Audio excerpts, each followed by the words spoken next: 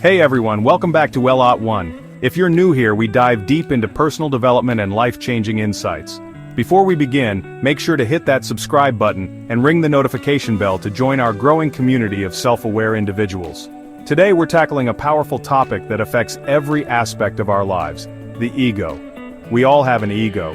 It's that inner voice, that sense of self.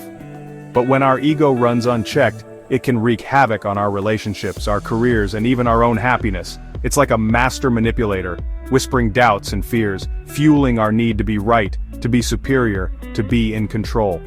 Have you ever felt that surge of pride that prevents you from admitting a mistake? Or that defensiveness that arises when you feel criticized? That's your ego at play. It wants to protect you, yes, but often at the expense of your own growth and genuine connection with others. Today, we're going on a journey to understand this powerful force within us. We'll explore its nuances, its traps, and most importantly, how to manage it so it doesn't manage us. By the end of this video, you'll have practical tools and insights to start dismantling the ego's hold and step into a more authentic, compassionate, and fulfilling life.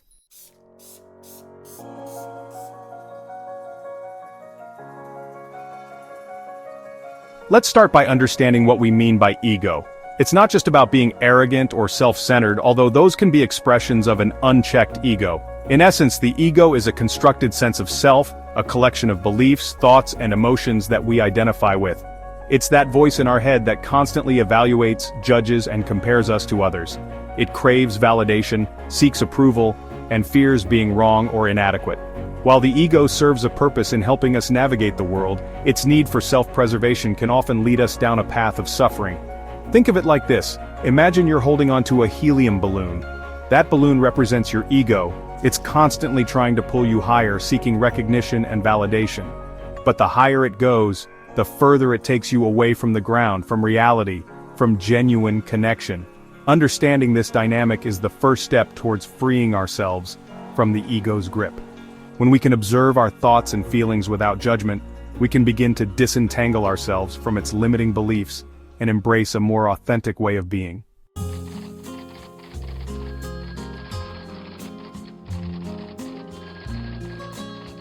The professional world can be a breeding ground for ego.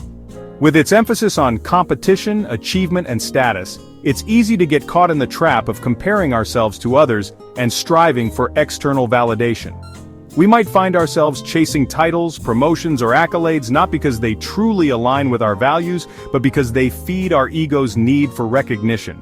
This constant striving can lead to stress, burnout, and a lack of fulfillment. We might achieve external success, but at what cost? When our sense of self-worth is tied to our job titles or accomplishments, we become vulnerable to the inevitable setbacks and challenges that arise in any career. Imagine two individuals working in the same field. One is driven by ego, constantly seeking validation through promotions and recognition. The other is focused on their own growth, finding joy in the work itself, and contributing to something larger than themselves. Who do you think is more likely to experience lasting fulfillment and satisfaction? When our focus shifts from proving ourselves to pursuing our passions and making a meaningful contribution, we free ourselves from the corporate ego trap and unlock a deeper sense of purpose.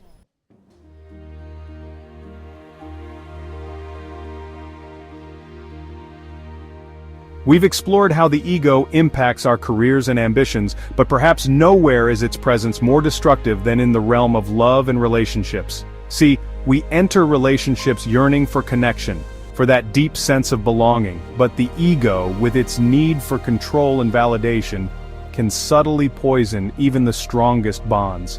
It's like a silent killer, slowly eroding the foundation of intimacy without us even realizing it. Think about it.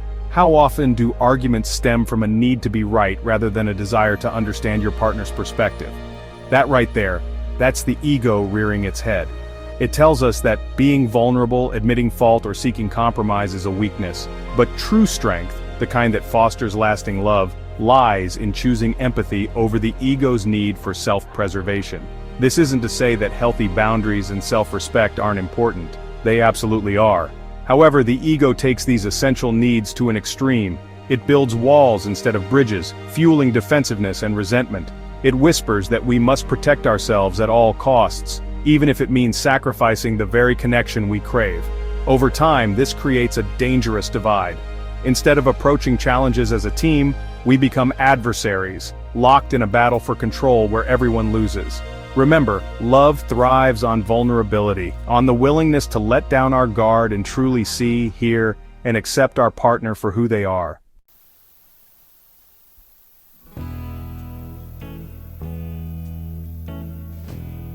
We often associate spirituality with peace and enlightenment, and rightly so. But there's a shadow side to spirituality we must acknowledge: the ego's grip on our spiritual practices. Just like in our personal and professional lives, ego can creep into our faith journey, creating a barrier to genuine spiritual growth. We start seeking validation through our spiritual practices, wanting to be seen as more enlightened, more devout, more connected. This desire for recognition feeds the ego instead of dismantling it. The problem with spiritual ego is that it fosters an illusion of superiority. We may start feeling superior to others because of our spiritual practices, our knowledge, or our experiences. This sense of being better than contradicts the very essence of spirituality, which emphasizes compassion, empathy, and interconnectedness. Remember, true spirituality is about dissolving the ego, not inflating it. It's about recognizing the divine spark within ourselves and everyone around us, appreciating the shared journey of the soul. True spiritual growth happens when we approach our practice with humility, recognizing that we are all works in progress, students on a lifelong path of learning and evolving. So how do we dismantle this spiritual ego? How do we ensure our faith journey is guided by genuine intention and not a desire for recognition? Let's explore this further in the coming sections.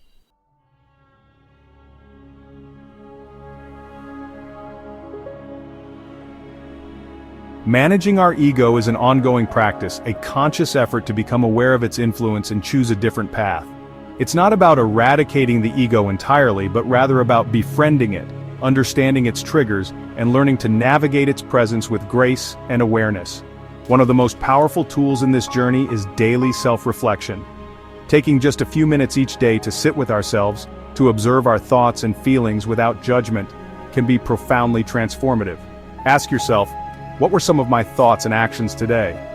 Where did I feel a sense of pride or superiority? Were there moments when I felt threatened or defensive? This simple practice allows us to shine a light on the subtle ways ego manifests in our daily lives. It helps us identify patterns, recognize triggers, and become more conscious of our reactions. Remember, awareness is the first step towards change. By understanding how our ego operates, we can begin to loosen its grip and choose a different way of being.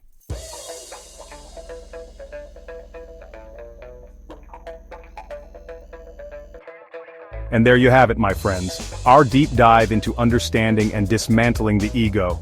Remember, destroying your ego doesn't mean destroying your self-worth. It's about finding the balance between confidence and humility. Start implementing these strategies today, and you'll notice profound changes in your relationships, career, and spiritual life. If you found value in this video, please hit that like button and subscribe to our channel for more content on personal growth and development. Share this video with someone who might benefit from it. Drop your thoughts and experiences in the comments below. I'd love to hear from you. Thanks for watching, and I'll see you in the next video.